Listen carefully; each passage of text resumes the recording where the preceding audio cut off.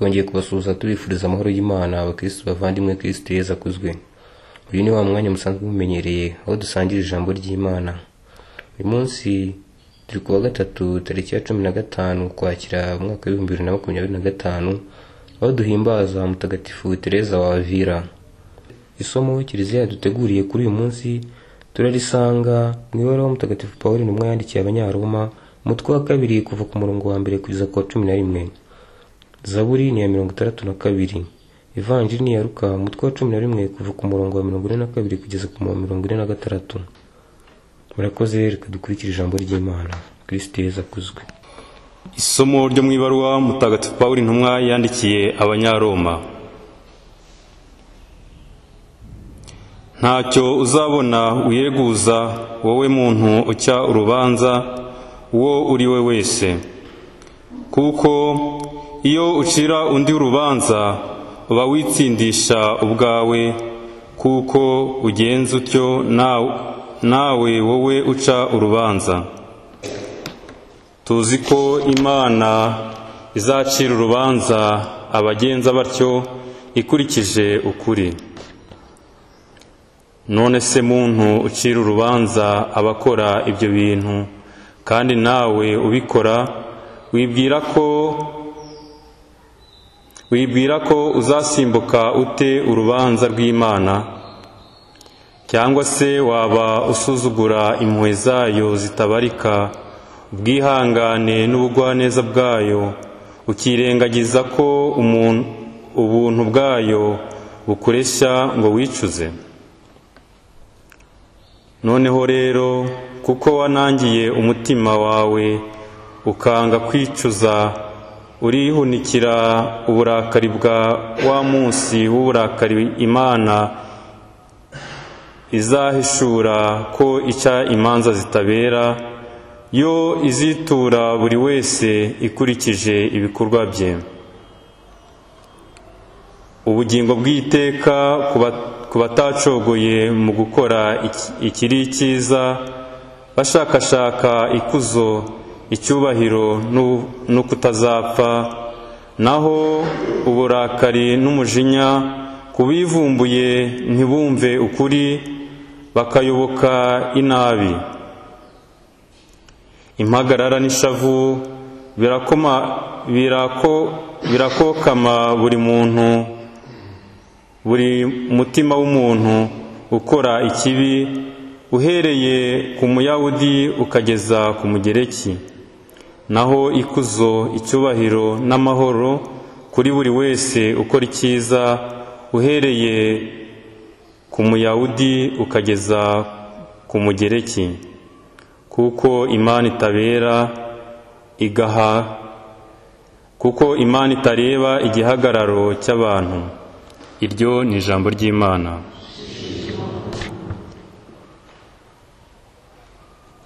Imana izahemba buri muntu ikurikije ibikorwa bye.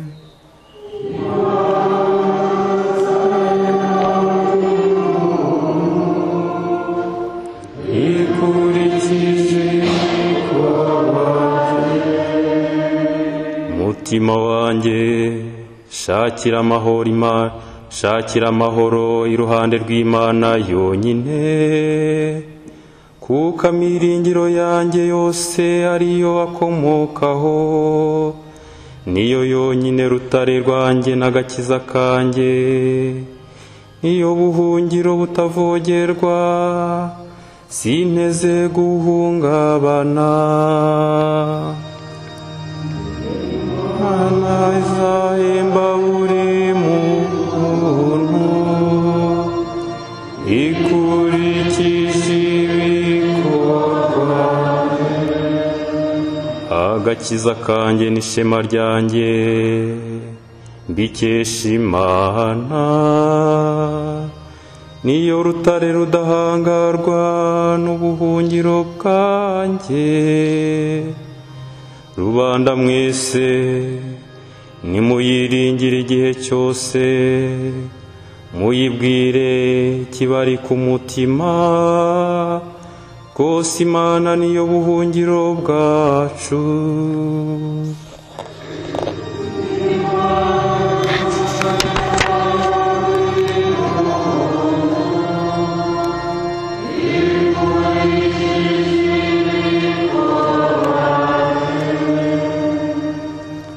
Alleluia.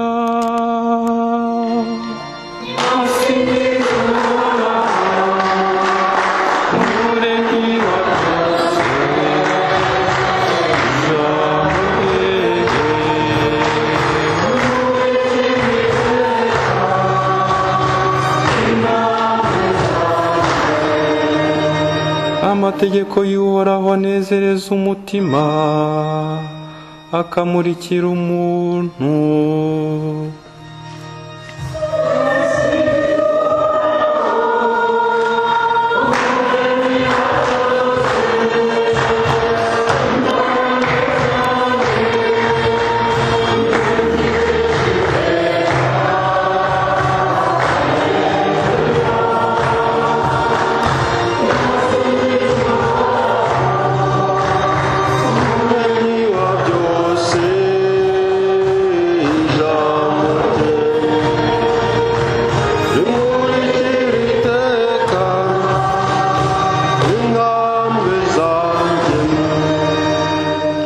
Nyagasani Yezu nabane na hamwe.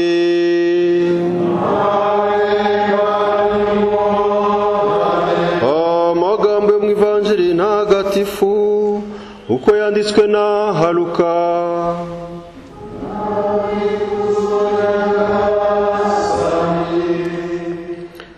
Muri icyo gihe Yezu aravuga ati, nimwiyimbire bafarizayi, mwe mutanga igice cya 10 cy'isogi n'ikimbwija n'ikizindi mboga zose, ariko mukirengagiza ubutabera n'urukundo rw'Imana. Ngibyo ibyo mwakagombaga gutunganya mutirengagije n'ibindi.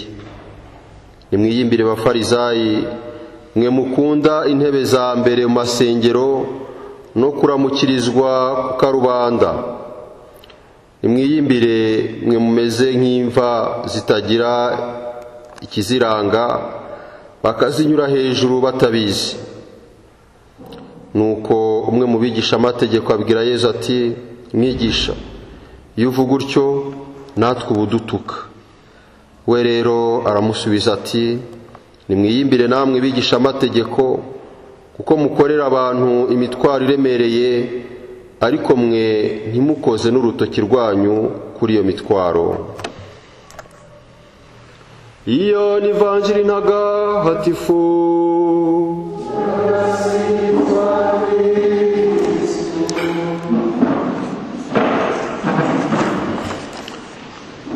Uyu munsi turwimbaza Mutagatifu Teresa wa Avila. Umutagatifu duhimbaza ku itariki ya 15 z'ukwezi kwa 10. Ni mu kwezi kwa 10 nyine tunahimbaza n'undi Teresa w'umwana Yezu. Abateresa babiri batandukanye. Teresa wa Avila duhimbaza uyu munsi, we yavukiye mu gihugu cya Espagne. Hanyuma cyo tumwibukiraho cyane rwose, yagiye mu muryango wa Karumere, ndetse anagira n'impinduka zikomeye cyane muri uwo muryango. Uwo dufite mu Rwanda rero ukomoka kuri Teresa wa Avila duhimbaza uyu munsi. Abakarumere muzi mu Rwanda, ishami dufite ni irya Teresa wa Avila. Ikindi tumwibukiraho gikomeye cyane, yavutse mu 1515. Urumva umubarera niyo batwigishaga kumufata mu buryo bworoshye. 1515 ni 1515. Sibyo 1515 ndumva ari ibyo ngiye. No mu kinyejana nyine cya 16 nk'uko padiri yabivuze. Impamvu rero tumuhimbaza cyane na Teresa w'umwana Yezu ni bamwe mu babikira bari ku rwego rw'abigisha ba kiliziya, kuko banditse ibitabo byinshi, ba Thomas wa Aquin n'aba bagore babiri, tumva abangaba rwose bari ku rwego ruri hejuru, abigisha ba kiliziya, kubera ko banditse ibitabo byinshi. N'uyu munsi nta muntu ushobora kwiga ibiyobokamana atavuze Tereza w'Avila na Tereza w'Umwana Yesu. Ikindi twibukira kuri Tereza w'Avila, niwe umwari ukomeye cyane muri Karumeli, watweretse ko ikiganiro cyiza gishobora guhuza umuntu n'Imana ni isengesho ry'umwihariko. Yarasengaga cyane, yamara gusenga akava mu isengesho agafata akanya akandika. Tereza w'Umwana Yesu twizihiza ku itariki ya 15 z'ukwezi kwa 10, we icyo tumwibukiraho, we yaravuze ngo umurimo wose dukora mu bwiyoroshye tukawusanisha n'Imana utugira ibihangange. Mu yandi magambo ngo utuntu duto umuntu akora azi neza ko akorera Imana, utwo tuntu tubarwa mu rwego rwo hejuru imbere y'Imana. Muri kubyumvara, umwe yakundaga isengesho, undi akakunda gushakisha Imana mu tuntu dutoya. Tereza w'Umwana Yesu twijije ku itariki ya 15.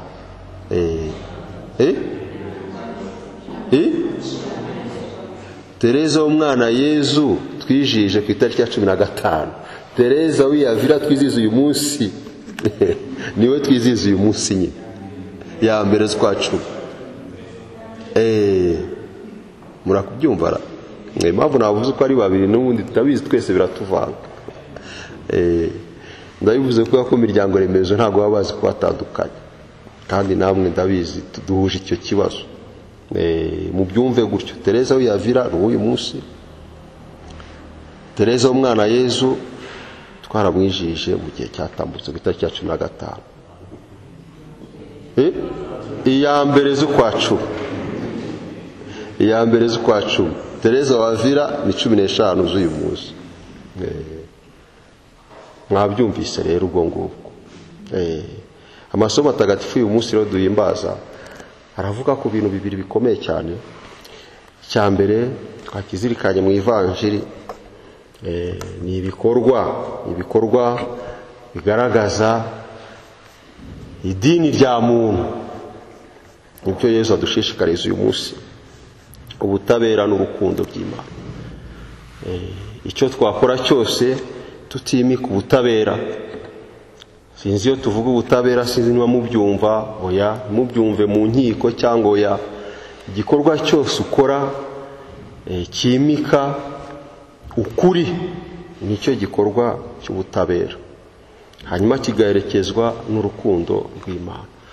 Ituro ryose rero twatanga imbere y'Imana, nk'uko twabizirikanye mu Ivanjiri uyu munsi, ituro ryose twatanga imbere y'Imana ritarimo ibi bintu bibiri, riba rwose rituzuye burya. Ntimukirengagize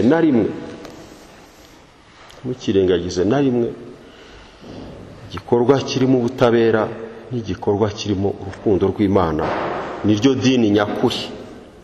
Ibikorwa byose rero twakora tudaharanira rwose ubutabera, tudaharanira urwo rukundo rw'Imana mu byo dukora byose, byaba ari imfabusa.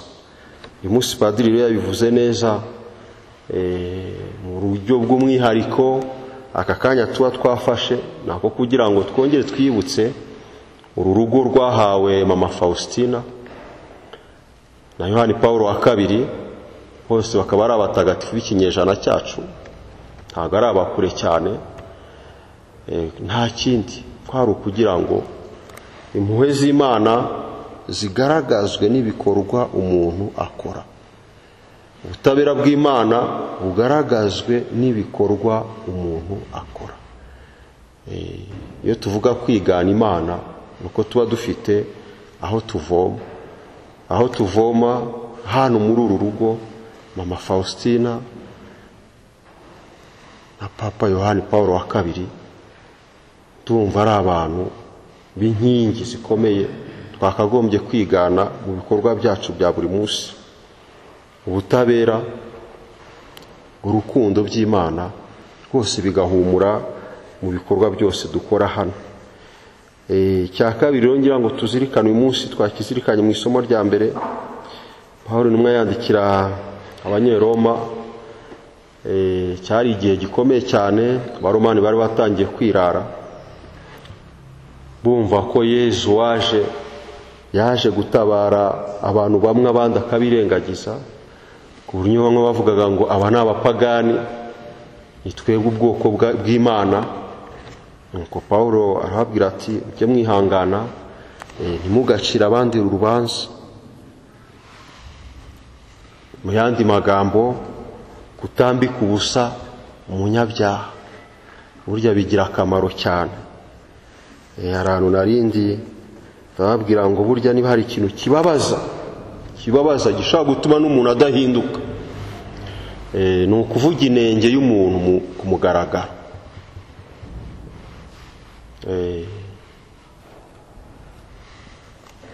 Uyu muntu ni mubi tukabivuga ku mugaragaro.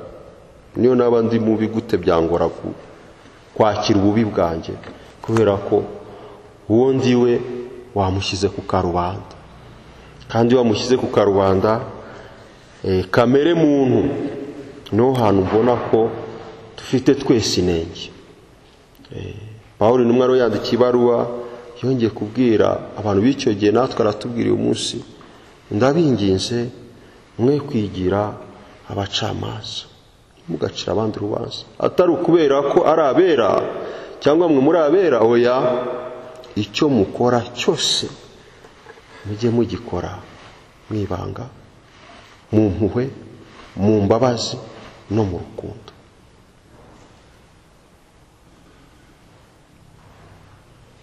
Cyo bintu biragoye. Mugaruze umunyabyaha mukoresheje imbabazi, impuhwe n'urukundo by'Imana. Ni urugamba rero rutoroshye cyane twese duhora turwana kugira ngo inenge yanjye uko yabimeze kose ikosorwe mu mbabazi, mu rukundo no mu mpuhwe, kandi byose bigakorwa mu ibanga. Padi, ibyo bintu uvuga birakomeye, nibyo koko birakomeye.